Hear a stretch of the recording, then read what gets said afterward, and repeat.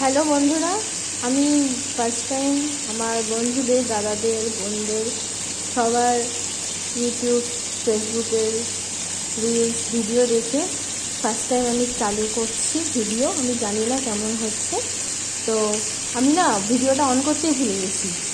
তো আমি আজকে রান্না করছি চিকেন সানডে। তো চিকেনগুলোকে আমি ফার্স্টে না একটু ভেজে নিতে হবে, তাই ভেজে নিয়েছি। আমার অলরেডি আলু ভাজা হয়ে গেছে। এই যে চিকেনটা আমি এখানে ভাজছি, আর এখানে পেঁয়াজ কুচি আছে। এখানে পেঁয়াজ, রসুন, লঙ্কা, জিরে, আদা, টমেটো, একটু গোলমরিচ সব একটা পেস্ট করে নেবো আমি মিক্সিতে। তো তোমরা দেখতে থাকো আর জানিও কেমন হচ্ছে। আমি এইভাবেই বাড়িতে চিকেন রান্না করি। আমি জানি সবাই জানো কী করে রান্না করতে হয়, আমি একটু শেয়ার করছি। আমার এই চিকেনগুলো ভাজা হয়ে গেছে, লাল লাল করে একটু ভেজে নেব। এবার আমি এই চিকেনগুলোকে তুলে নিচ্ছি নেক্সট পার্টটা দিয়ে দেওয়ার জন্য। তো আমি তুলে নিয়ে ফিরে আসছি। এই যে আমার চিকেন ভাজা কিছুটা তোলা হয়ে গেছে। এবার আমি এই চিকেনগুলো কড়াইতে এক এক করে দিয়ে দেবো। ভাজা করে নয়, ভাজা করলে না চিকেনটা অনেকটা খেতে টেস্ট লাগে। আমি চিকেন যখনই আমার হাজব্যান্ড আনে তখন আমি চিকেনগুলোকে ভাজা করেই নিই। তো এই রাউন্ডটা আমি ভেজে নিচ্ছি।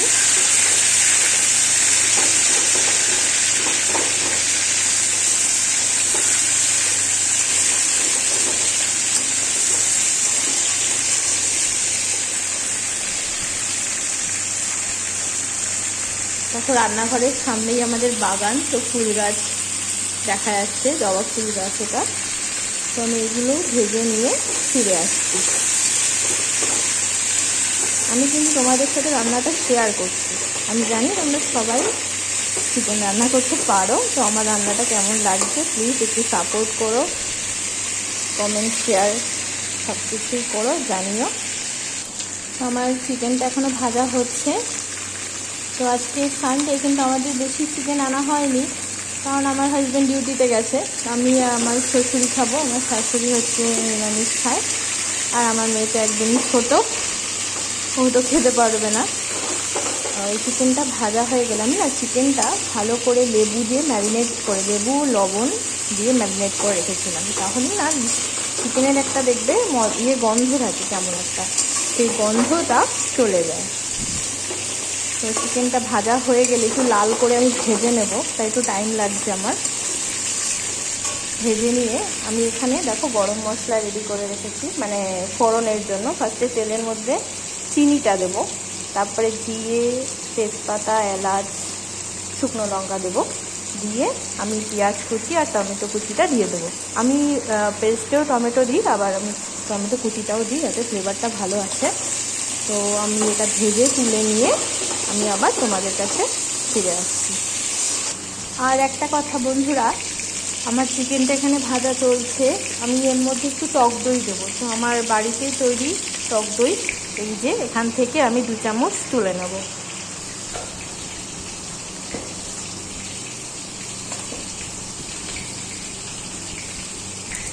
দু 3 চামচ মতো তুলে নেবো, যেহেতু ঘরে পাতা সেই জন্য বেশি একটা দেওয়ার দরকার নেই, টকটা ভালোই হবে। এবার আমার চিকেনগুলো ভাজা হয়ে গেছে, তোমরা দেখতে পাচ্ছ লাল লাল করে। এবার আমি চিকেনগুলোকে তুলে নেব। গ্যাসটা কমিয়ে দিই, নাহলে একটু ছিটছে। আমি ফার্স্ট টাইম করছি, তো তোমরা একটু প্লিজ জানিও ভালো হচ্ছে কি না। তাহলে আমি চেষ্টা করব আমার যেরকম আমি রান্না পারি সেরকম রান্নার ভিডিও দেওয়ার। আমার চিকেন ভাজাটা হয়ে গেছে। এটা আমাদের দুবেলার জন্যই রান্না হচ্ছে। নিচে কিন্তু আলু রয়েছে, তোমরা ভাববে না এতটাই, অনেকটাই চিকেন আছে। তো আমি ফার্স্টে এর মধ্যে তেলের মধ্যে চিনি দিয়ে দিচ্ছি। চিনিটা একটু সামান্য লাল হয়ে আসলে আমি এইভাবেই রান্না করি।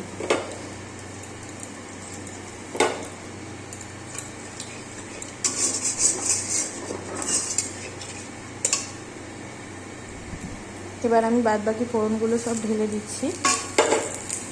যেহেতু বাড়িতেই খাওয়া হবে, ঘরোয়া পদ্ধতিতেই আমি চিকেন রান্নাটা করি।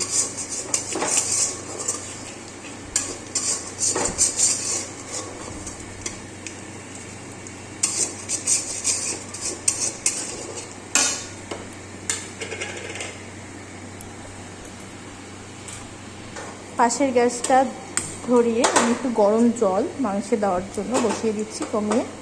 আচ্ছা, আমার ফোড়নটা ভাজা হয়ে গেছে। এর মধ্যে আমি পেঁয়াজ কুচো, এটা আমি পরে দেব, আর টমেটোটা দিয়ে দিচ্ছি।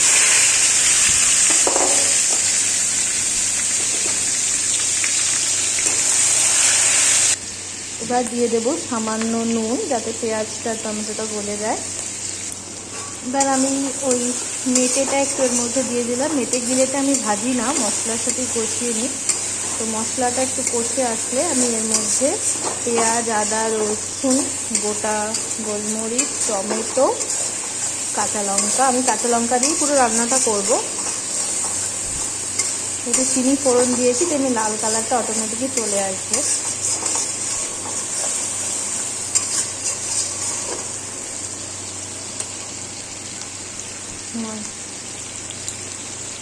এবার আমি হলুদ গুঁড়ো দিয়ে দেবো। আমি এর আগেও মাংসটা ভাজার সময় একটু হলুদ গুঁড়ো দিয়েছিলাম, এখন আবার হলুদ দিয়ে দিলাম, নাহলে হলুদের একটা গন্ধ আছে, সেই গন্ধটা বেরোবে, যাতে না বেরোয় সেই জন্য আমি এখন দিয়ে দিচ্ছি।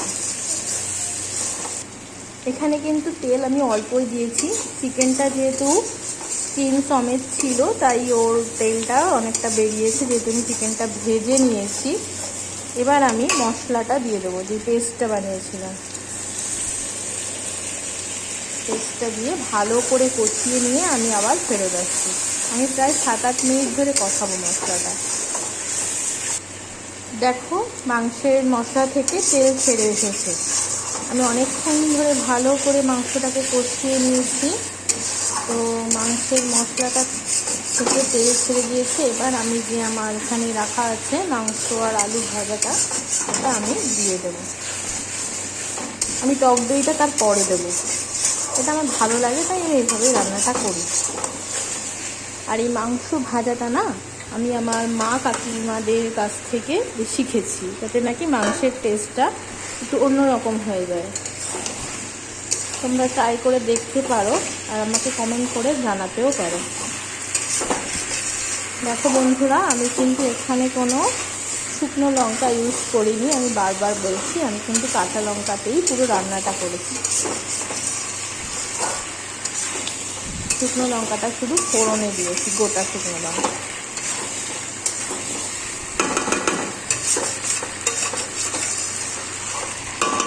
এবার আমি এইভাবে কষিয়ে নেব আরও 5-7 মিনিট, ঢাকা দিয়ে দিয়ে ভালো করে কষিয়ে নেব, তারপরে আমি আবার ফিরে আসব।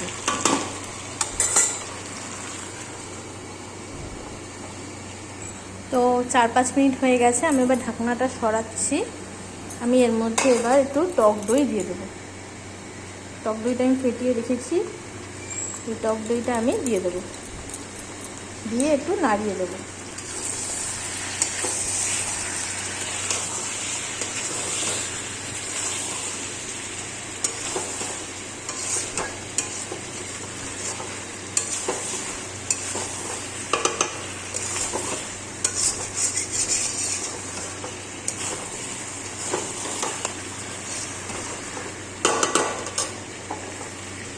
আমি যেহেতু এক হাতে ভিডিও করছি তাই আমার কড়াইটা একটু নড়ে যাচ্ছে।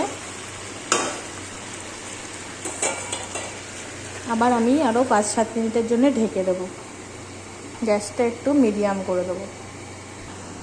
5-7 মিনিট পর আমি এবার ঢাকনাটা খুলে দেখি। দেখো কতটা তেল আর সামান্য মাংসের জলও বেরিয়েছে। যেহেতু আমি অনেকক্ষণ ধরে কষিয়েছি, সেই জলটাকে আমি মাংসের গায়ে করে নিয়েছি। এবার আমি জল ঢেলে দেবো। আমার আলুগুলোও কিন্তু দেখো সেদ্ধ হয়ে গেছে প্রায়। এবার আমি এই গরম জলটা এর মধ্যে অ্যাড করে দেবো। বেশি পাতলাও করব না, বেশি ঘনও করব না, একটুখানি ঝোল রাখবো, যেহেতু আমাদের আজকে দুপুরে চিকেন কষাটাই হচ্ছে। আর আমার শাশুড়ি মা কাঠে ভাত করবে,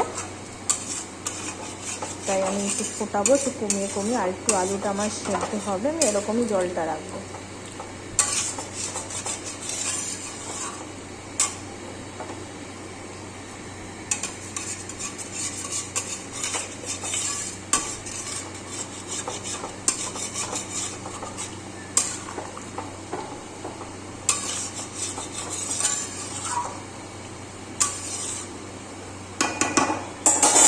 গ্যাসটা বাড়িয়ে দিয়েছি।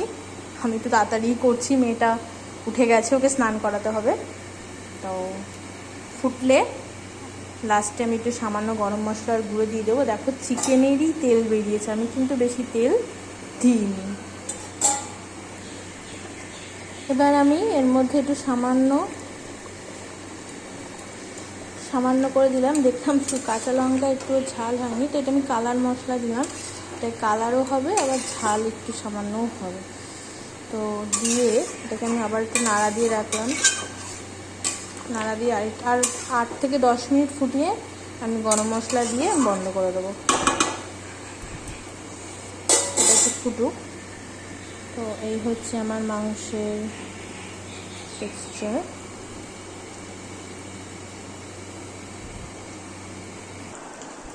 এবার আমার আলুটা আর মাংসটা সেদ্ধ হয়ে গেছে। এবার আমি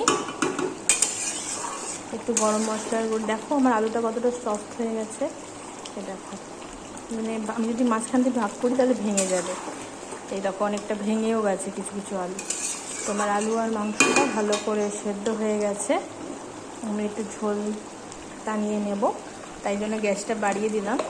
আর আমার হোমমেড মশলা, গরম মশলা, এটা সিক্রেটই বলতে পারো। তো এই মশলাটার গুঁড়ো আমি হালকা সামান্য একটু দিয়ে দেবো।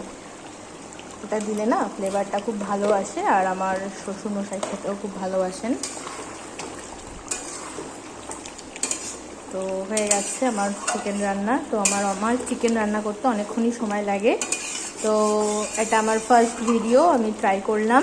আমার যদি কোনো ভুল বা কোনো কিছু হয়ে থাকে তোমরা প্লিজ কমেন্ট করে আমাকে জানাবে।